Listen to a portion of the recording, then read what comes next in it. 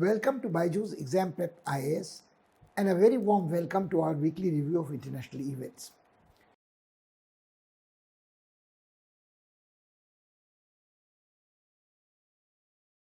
For the past some time, the attention has been focused of international analysts on the crisis in Ukraine, and there has been very little time to look elsewhere. But as we talk to each other this time, the French elections are looming on the horizons. It is going to be a historic election.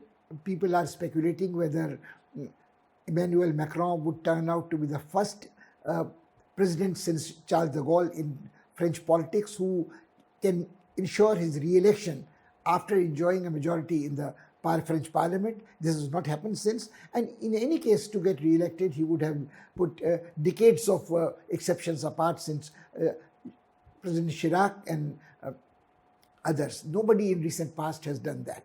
But this is not just a question of Emmanuel Macron getting re-elected. What implications the French elections have for the rest of the world is important. It is not only that he has taken up the leadership of the European Council, he is trying to combine three roles in one: a presidential candidate for re-election, an incumbent president, and the president of the European Council. He has tried to project himself as a dynamic European diplomat to mediate even in the Ukraine crisis. He has put up with snubs, repeatedly gone to Putin and tried to build bridges rather than dig trenches. That's one part of the thing. But is it enough for him to get re-elected? How is the French electorate reacting to it? When he got elected in 2016, he was charismatic, he was young, he was younger than any other French head of state than Napoleon Bonaparte, and those were exceptional circumstances in the aftermath of the French Revolution centuries back. So he was charismatic, he was young, he was a very successful merchant banker. He had an unorthodox live-in relationship with a lady years senior to him. So there were interesting aspects of his personality which made him attractive to a section of the French electorate. And France was divided at that time between politicians who propagated extreme right policies and extreme left policies, and the electorate was torn between the two. They seemed to hold their sway over equal number of electorates. How have these 5 years changed?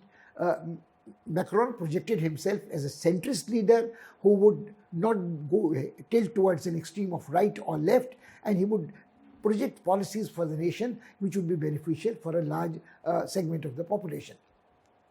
France, like in every other country in the world, has been facing the impact of COVID pandemic. It has had to worry about the climate change challenge which is coming, and of course the Russian intervention in Ukraine has put severe stress on the unity of the European nation. It is not just a question of getting gas and fuel from Russia. It is how do you cope with an adversary who at one time appeared to as a potential partner, and you thought that the European Union, if not the Americans, would have a relationship which was more or less normal with Russia. The Nord 2 channel of gas pipeline submarine was predicated on this one. But once this happens, once the crisis in Ukraine aggravates, European countries, members of the European Union, have had to take sides. There are stresses and strains within the unity of the erstwhile members of the Eastern European community and the Western Central Europe, but all that is, again, one might say, this leads only to a European problem. We shall have a look at this, and we shall also try to examine how Macron's re-election or Macron's presidency or his 5 years record means for the rest of the world, outside Europe as well. What are the slogans he's relying on? What are the policies he's projected? Has he been idealistic, realistic, optimistic, utopian, idea-driven, or hardcore real politician? We shall have a look at all this. There are many other issues on the table this time to discuss with you. The Indo-American 2+2 negotiations are going to take place. They would have been completed as we talk to you. The Indian Defense Minister and the Indian Foreign Minister would visit physically the United States, and at a particularly delicate moment in the Indo-US relations, discuss issues and irritants which put stresses on their relationship. The US Secretary of State and the US Secretary of Defense would be interacting with their counterparts. this would be a very high level interaction, and we know that what are the issues which trouble the relationship. The Americans have been more than a little disappointed with India's stance on Ukraine. They think that it is wishy-washy. India's repeated abstentions are not what they approve of, but at the same time there are certain American high-ranking officials who have made pretty bullying, pretty provocative statements in India, threatening India with consequences. So India has had to assert its independence and its sovereign autonomy in foreign policy, which the Russians have praised. The Americans say they understand, but in the recent years, India has drawn closer to America to countervail China in South China Sea and to maintain peace elsewhere in the world. So whether it is Quads, whether it is India's special relationship with Australia, cannot remain unaffected by this. So these negotiations are worth a close look also. Other developments are taking place, as we mentioned, India's free trade agreement with Australia, and also the reduction of tension in the Middle East, where a normalization of relationship between Syria and Saudis is taking place apparently, and also the Saudis has made overtures to reduce the tension in the Yemeni civil war. We shall discuss this and more.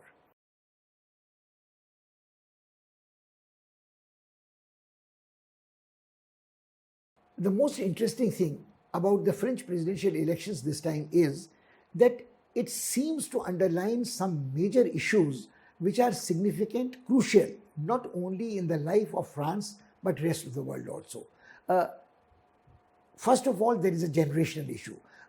Emmanuel Macron, like Trudeau in Canada, represents a generation of political leaders who are much younger than the other major world leaders active in the world stage. Biden, of course, is one extreme. Putin in Russia is no spring chicken. And Xi Jinping is years older than these young leaders. Is not only a young leader appealing to the younger generation at home, but also a ray of hope or a model which he is projecting elsewhere in the world. Let's take two or three things. When Macron assumed power in 2016, he promised to follow centrist policies. So do we go back to this, that what we are witnessing in the world, that there is a revival of leftist socialist politics in Latin America? There is a resurgence of rightist, liberal elected democracies in Eastern Europe, in Hungary, in Poland. One might even say that Putin could claim that he had been democratically elected. Whether there was elections were free and fair is another question. And of course, Xi Jinping could always argue that he represents democracy as defined by the Communist Party of China, and he's an elected leader by the party representatives. So that is one part. But then you have a look world over. You have Bolsonaro in Brazil, you have Duterte in Philippines, you have Widodo in Indonesia, and you have these issues. So this issue of what constitutes a democratically elected representative leader, or can there be a model of democracy which allows an authoritarian regime to come to power, is something which again we will focus when we view this. And is there a virtue in centrist policies? Is ideology dead? Is an issue which the French election brings to the headlines. What has happened is there is another issue, the issue of different segments of the French society having benefited or lost out under Macron. When Macron came to power, he said he was seen as the representative of the Parisian elite who was a president of the rich. And this label has somehow stuck to him. And although he defeated the ultra-right candidate Marine Le Pen last time by a percentage point of almost 10, this time the gap seems to be narrowing. And some people say that although all the pollsters, all the polls, opinion polls suggest that Macron will be re-elected, a win of Le Pen is not out of the realm of possibility, and within the margin of error of polling has also been discussed. So what happens is, what happened to his economic policies?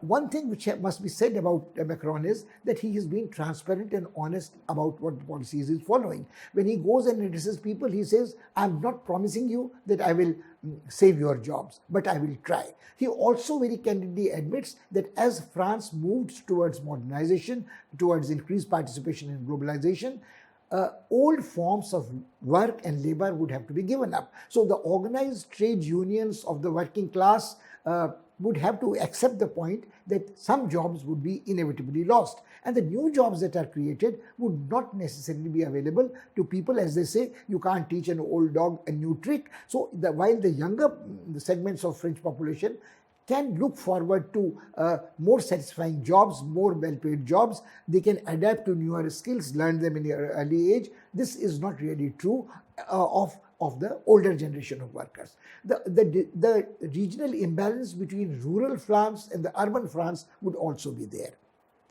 France is not as dependent as Germany or some other East European countries on Russian gas and energy pipelines, petrol pipelines, but France, which generates almost a large chunk of its energy requirements, 40% from nuclear energy, also has to respond to the challenge of green energy, renewable energy, sustainable development, and also to worry about energy substitution. There were, in 2018, when the fuel prices were raised, there were organizations, the protests, the movements organized all over France, and Emmanuel Macron had to retract when the orange jacket-clad people came out on the streets, and the protests were all over the France. There also are concerns that the vineyards are changing their land use, multi-story apartments are coming up, shopping malls are coming up. So can France stand still and keep living the leisurely way of high life which it is used to, wines and cheeses and life in country,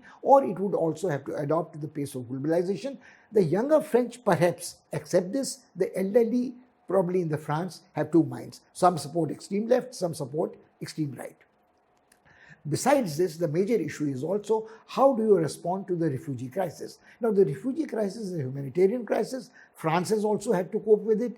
It has the right parties like Marine Le Pen say that we don't want refugees, we want the French identity to be preserved, which means although France is a secular country, this would amount to a European, more or less Christian identity, although religion would have no place in public life.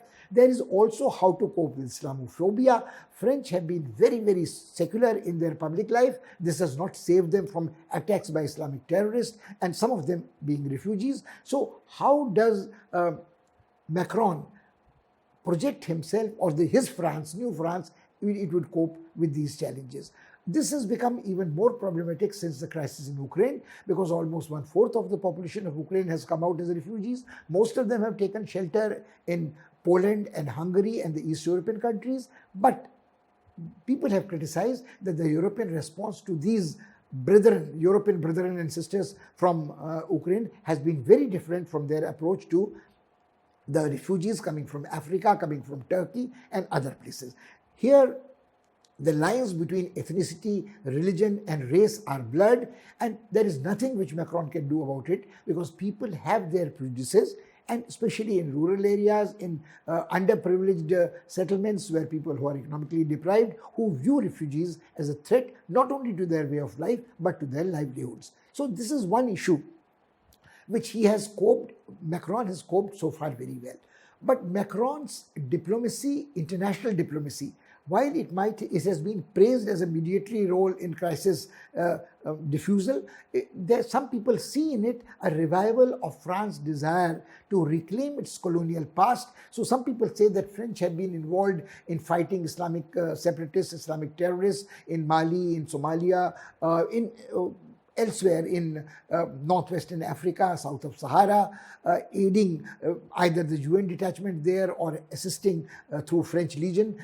Macron has threatened that if these ventures are not appreciated, he would withdraw the French. So in an election year, the French electorate also wants to know whether this expense is worth France's national interest, protection of France's national interest. So all these issues would be raised. Now, interestingly, what has happened is these are issues not confined to France or Germany or to Europe or Hungary or Poland itself.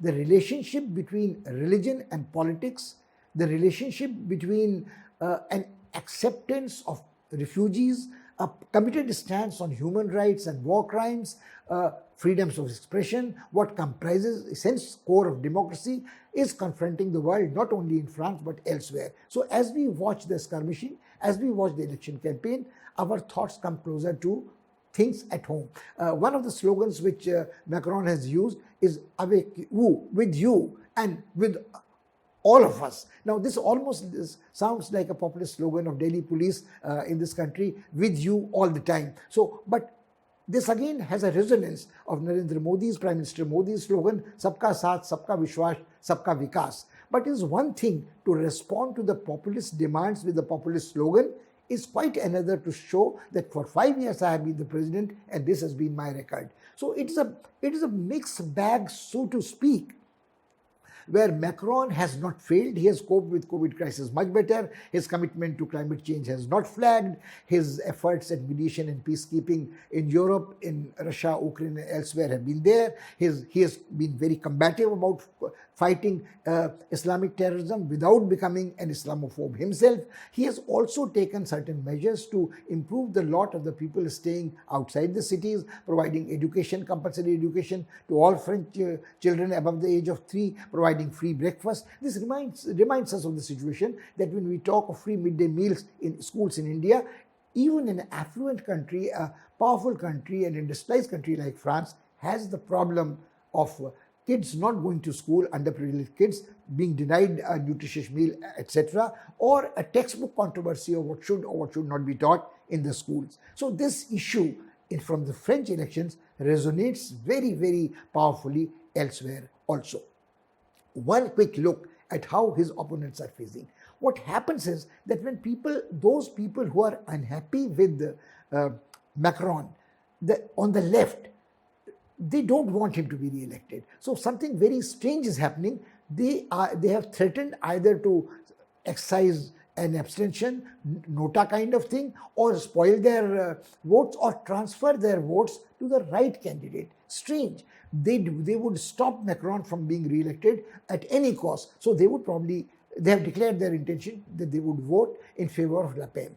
And where Marine Le Pen stands to gain also is that the extreme ultra-right fringe of Mr. Rozov has again been so pro-Putin, he's been so racist, he's been so Islamophobic that people think that he's almost a lunatic fringe, and those ultra-right votes are shifting to an apparently more moderate, now apparently Miss Marine Le Pen. Miss Marine Le Pen is a single mother, she has dozens of cats, and she relates to people far more warmly than an aloof, Jupiterian, patrician Macron. So people say that Macron has no people's connect, he is not people's president, and he's a rich man's president, and Marine Le Pen, a rightist, has succeeded in moderating her position since last elections to narrow the gap. The gap at the moment is just about 6%. So it seems that she will go into the second round, and how the votes will be transferred in the second round will keep the presidential elections open. But what we would like to submit is this: it is not the French presidential election or the fortunes of Mr. Macron or Ms. Le Pen which are important. The issues which the French elections have thrown wide open about authoritarianism, dictatorship, charismatic leadership versus pragmatic leadership, secularism versus public policy which benefits everybody else, the role of religion in education, in private life, regional imbalances between cities, privileged cities, and dysfunctional countryside, also how the new skills for a new economy in the 21st century are going to bring about, administer shocks to people, and people will have to be prepared with this. So this is what we conclude with about France, that things still will remain in a flux regardless of whatever the result of the French presidential elections, because none of these major issues which require either global cooperation or show to us great fault lines which divide our world will continue to exist.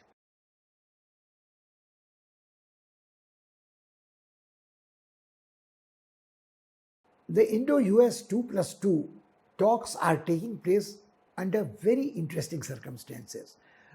It is not only that because of India's abstentions, repeated abstentions, which amount to 9 till date on this issue in United Nations, have left America very unhappy. They think that India is very iffy. India, one of the largest democracies, has not committed itself to the fight against democracy, against the violation of sovereignty of a member of the United Nations, as it should have.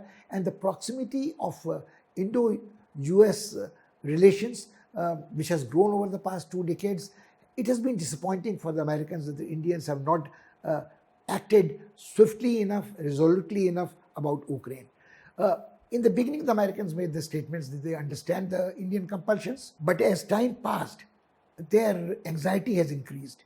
The Indians have had to walk an increasingly tight rope, and there might come a day when Indians would have to, without naming Russians, take a stance. The Indians have condemned the war crimes, allegations of war crimes in Ukraine, and they have repeatedly made strongest appeals for restoration of peace. The Indian foreign minister has said that India is committed on side of peace and peaceful resolution of all disputes. But this is, however nimble your footwork, however fancy your phraseology, it cannot avoid that ultimately you have to take a stance. Now, the Indian national interest is much more closely allied with Russia, not only because of its purchase of military hardware, but because Indians, like many other allies of the United States of America, India is not as yet an ally, it never probably would become an ally, formal ally, have been disappointed about American promises for protection. So this is clear after the American retreat from Afghanistan. And the disappointment of America's European allies also has been a constant feature. So I do not think that Americans can find much fault with Indian abstentions or India's stance of neutrality or reversal back to non-alignment in a conflict between Russia and America. The Indian policy also makes a point that this is primarily a war in Europe, which should be settled by European powers, European Union, Americans, and Indians. But while they cannot remain untouched by its impact, its harmful impact, the oil price increase, the reduction in wheat imports from Ukraine and Russia, all that is there. But the more important part, which some international relations experts have started analyzing, is this, that after decades, India, China, and Russia find themselves in the same block, same triangle. Some people have said that earlier there was a BRICS. Now, forget about B, Brazil, and forget about S, South Africa. This is RIC. The emergence of RIC, R-I-C, is a very different kind of an alternative structure which might crystallize into something more solid after the crisis in Ukraine is over. Surely the Americans are not unaware of changing power equations. When the 2+2 negotiations start, there will be some obvious issues that will come up. The Americans will be told by the Indian side, which they have been told repeatedly in past, that the cost of Russian military hardware is far cheaper than what India can acquire from any other source. That is one. The issue of spare parts and maintenance of the inventory which has been built up over past 70 years is also important. It also, the time-tested support which India has had with Russia and earlier Soviet Union in the Security Council about Kashmir is important for India. Now, the point is that the Americans will have to match this. The primary focus of Indians would be to convince Americans that even if they make temporarily some kind of a deal with the Russians to balance the relationship between the two, Russians and the Americans, to either buy oil with rubles or to continue receiving military hardware, the Americans should not impose sanctions on India to curtail. It would of course ruin the relationship. It is difficult to imagine that the Americans, however anguished they are about Indians' policy, India's reluctance to support them, would like to expose India to sanctions, which would ruin the good work which the American and Indian diplomats have done to build bridges and good relationship for the past almost 3 decades. So that doesn't seem very likely, but to what extent would the Americans accept the Indian tilt towards the Russians in their perception for a long time to come? The Indians who could keep saying about condemning war crimes, human rights violations in Ukraine without naming a perpetrator, but after the Ukrainian president has made a broadside attack on the United Nations and said the Security Council is important, United Nations has failed its job. So this exposure of the failure of the rule-based system and the United Nations as an institutions is also going to be problematic. But the Indians also can convince the try to convince the Americans that they have avoided condemning American violations, similar violations elsewhere when they tried regime change in Syria and Iraq and Afghanistan and Libya and so on. But the Americans are a rule unto themselves. It is difficult to imagine that they would be very convinced by Indian arguments here. Bottom line is that when the crisis in Ukraine is over, the emerging structures of world order would be very different. United Nations would have been devalued, discredited more than anything else. Also, institutions like European Union, BRICS, SCO, Quads would call for a reassessment, and a newer constructs like AUKUS would be probably looked at differently. There would be questions about NATO, its potency, its importance vis-a-vis the crisis, and how far would Americans go to confront an aggressive Russia would continue. So at the moment, everybody is hoping. Now, let's not forget that India also has a 2+2 arrangement with Russia.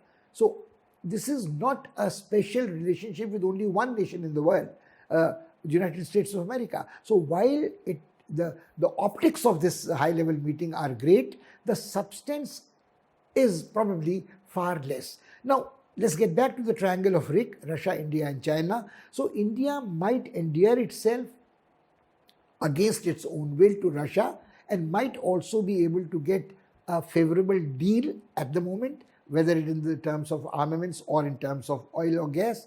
But the interesting part is, what do we do with China? Because the crisis in Ukraine has thrown Russia and China close together. And there is no way to foresee in which the Chinese belligerence against India is going to decrease, or China is going to give up its expansionist ambitions in South China Sea, or give up its claim on the Himalayan borders with India, or forget about giving up the claims, accept a peaceful resolution through negotiations of the dispute. So we would have to coexist very uneasily even in the RIC combination. Would Russia be in a position to persuade China to yield a little bit more resilient vis-a-vis its conflict issues with India, or it would put pressure on the country, on India, that look, you have a trade-off. You get the oil and gas against ruble, you get the military hardware, we continue to keep supporting the United Nations Security Council for whatever it is worth, but with Chinese, there would have to be a little give and take, either in the Indo-Pacific theater, but knowing the Chinese leadership, the Chinese find themselves in a position of strength at the moment. So this RIC combination emerging, Russia, India, China, is more in the realm of imaginary world order.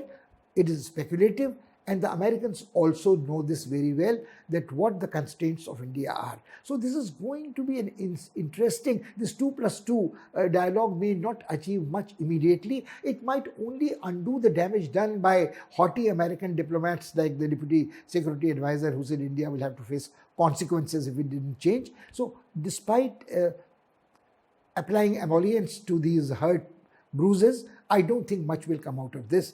Only the future will say how the relationship between Russia, China and India is going to impact on its relationship with United States of America.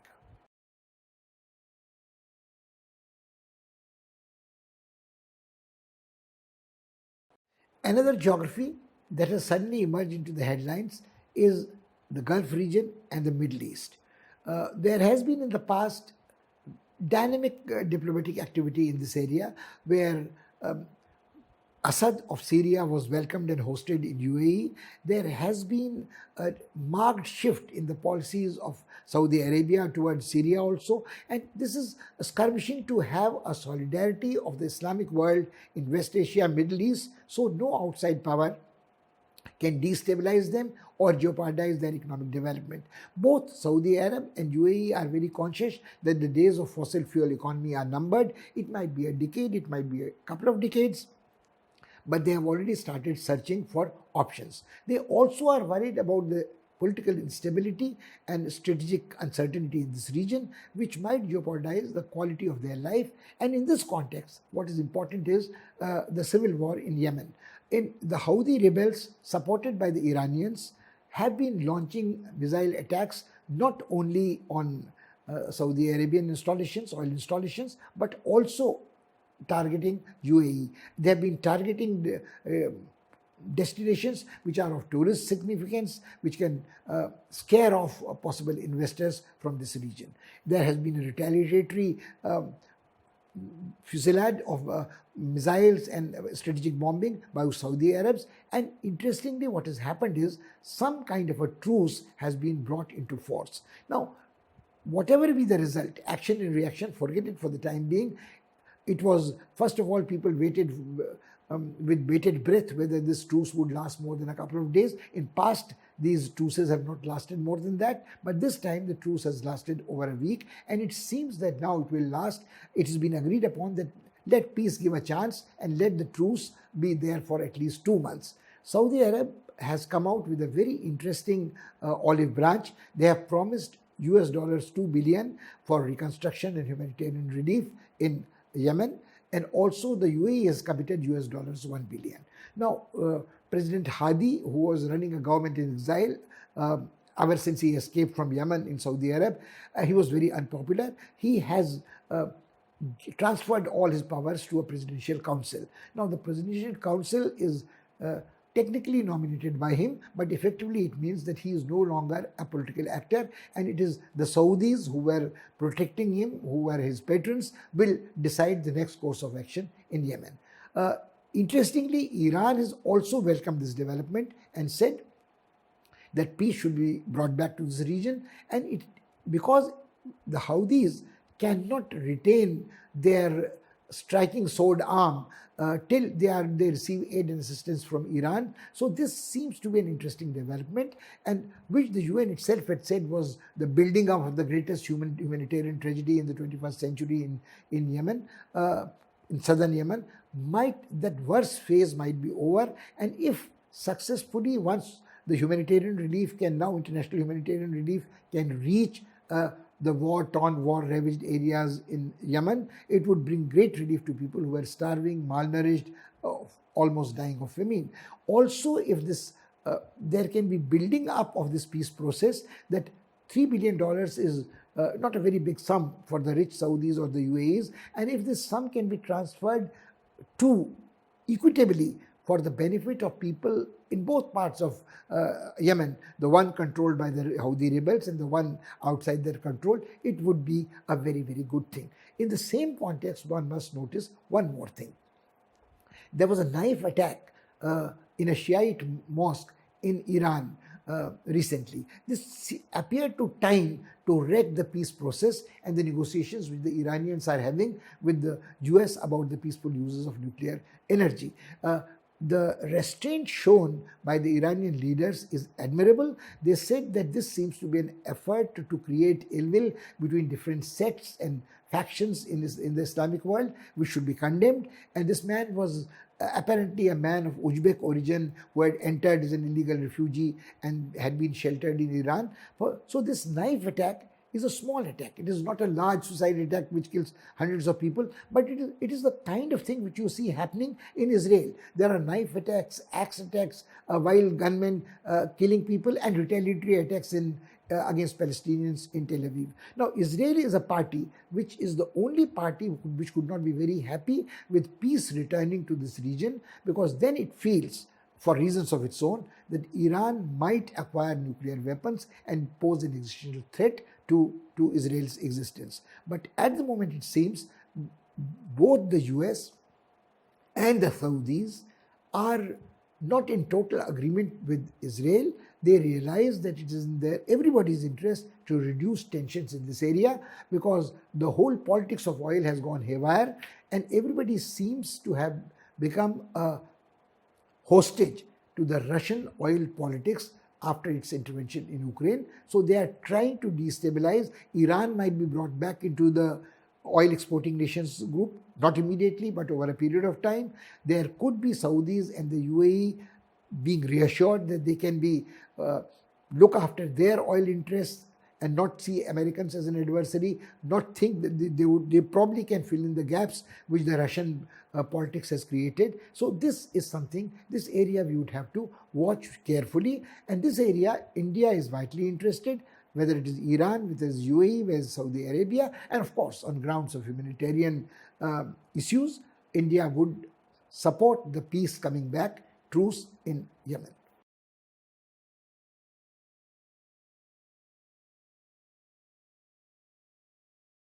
Relationships between India and Australia continue on an upward trajectory. They are getting close, the two nations are getting closer and closer, they are bonding and they are diversifying in areas of cooperation. Recently, they have signed a free trade agreement which will facilitate the expansion of the trade much more. Ever since there has been a deterioration in relationship between China and Australia, it has impacted adversely on Australian exports of livestock, of meat, of dairy products, of wine, of grains, of coal, etc. And Australia has immediately looked towards India as an option where it can cut down its losses. One interesting example has been the export of coal from Australia to India.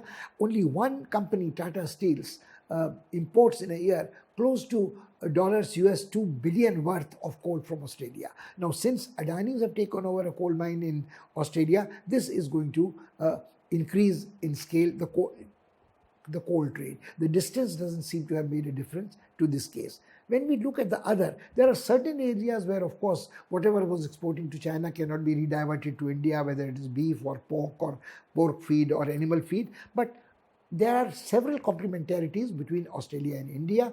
Australia earns a lot of foreign exchange with students. The Chinese students have registered a decline. Indian enrollments have shown an increase. But more importantly, in the field of pharmaceuticals, in the field of mineral ore, in the field of leather goods, in the field of wool, textiles, wines, dairy produce, fruits, there is an ample scope where it can be done, especially the collaboration in the field of technology, information technology, where distance doesn't matter. So if we keep this in mind, the free trade agreement is going to be decidedly a harbinger of far closer relationship between Australia and India. Australia and India continue to be tied with bonds of Commonwealth, cricket, common language, etc. But more important, when Quads was formed, and Quads was considered to be the primary forum to countervail China, without saying so in so many words, in Southeast Asia, the Indians and Australians obviously came close together. Since AUKUS, Australia has joined the other combination, which is strategically more important from the American point of view. But Australia, keeping in mind its economic interest, is not going to convey to India that India's significance, its foreign policy considerations, has reduced in any way or has been affected by the AUKUS.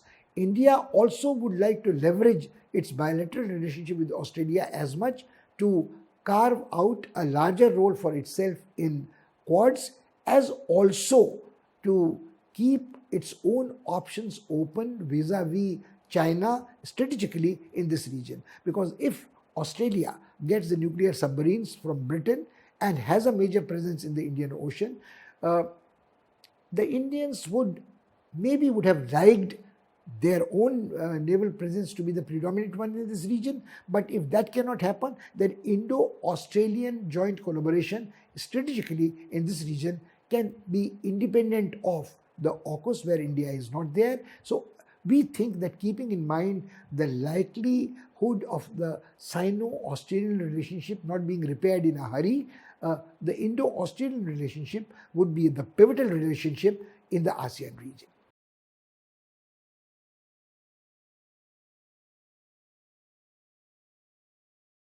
This is all we have for you this week.